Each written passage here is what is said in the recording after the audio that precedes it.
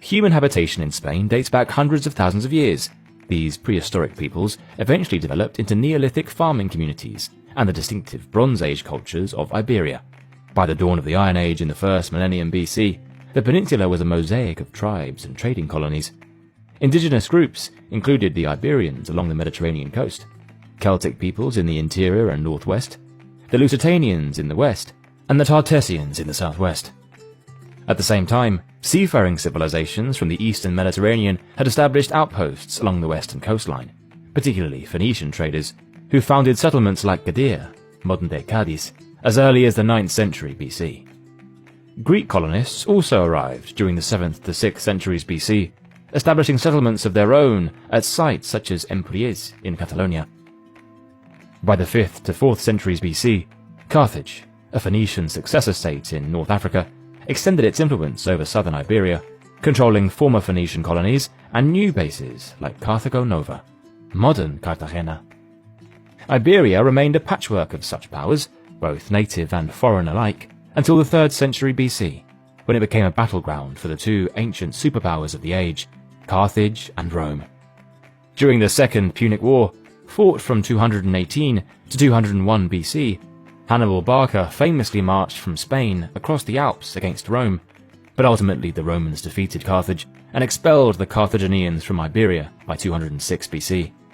Over the next 2 centuries, Rome gradually conquered the rest of the Iberian Peninsula, facing stiff resistance from local tribes, notably the Celtiberians. The Roman conquest was completed in 19 BC under Emperor Augustus, after the Cantabrian Wars in the far north. Thereafter, the region was firmly integrated into the Roman world as Hispania. The Romans built many cities across the territory, such as modern-day Tarragona, Merida, and Zaragoza, as well as roads, aqueducts, and other infrastructure. Hispania's economy flourished, exporting commodities like grain, olive oil, wine, and metals to other parts of the empire.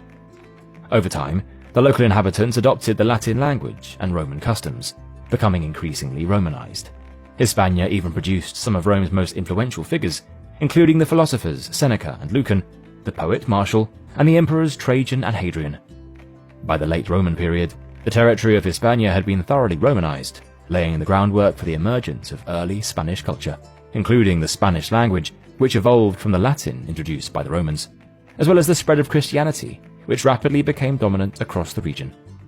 As the Western Roman Empire began to collapse in the early 5th century AD, several migrating Germanic tribes invaded and ultimately settled across Iberia.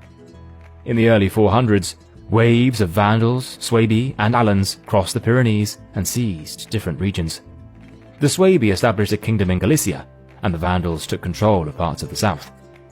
Before long, however, another Germanic people, the Visigoths, entered Hispania around 415 AD and gradually unified the peninsula under their rule. Centered first in Toulouse, in modern France, and later in Toledo, the Visigothic kingdom expelled or subdued the other tribes, and also pushed out the Byzantine Greek enclave in the south that had been established some time earlier.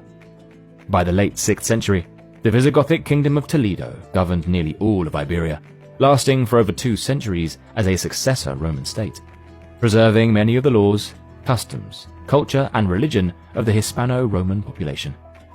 Then, in 711 AD, a momentous invasion changed the course of Spanish history forever. An army of Muslim Arabs and Berbers from North Africa, under Tariq ibn Ziyad, crossed the Strait of Gibraltar and landed in Iberia. They took advantage of an ongoing Visigothic civil war and won a decisive victory over King Roderick at the Battle of Guadalete. Following this, the Muslim forces, led by Tariq and his superior Musa ibn Nusayr, swept rapidly across the peninsula. By 718 AD, the invaders, known to Europeans as Moors, had conquered almost the entirety of Iberia. The region came to be known as Al-Andalus under Muslim rule, with only a small area in the mountainous north remaining outside their control, eventually forming the Christian kingdom of Asturias. The Islamic conquest inaugurated a vibrant new era. Muslim Spain became a province of the vast Umayyad Caliphate.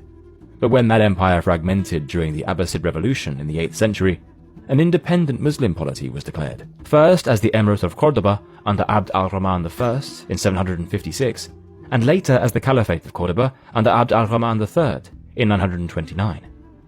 Under Muslim rule, Spain witnessed a remarkable flourishing of science, philosophy, medicine, art, and architecture as part of the Golden Age, which spread across the wider Islamic world.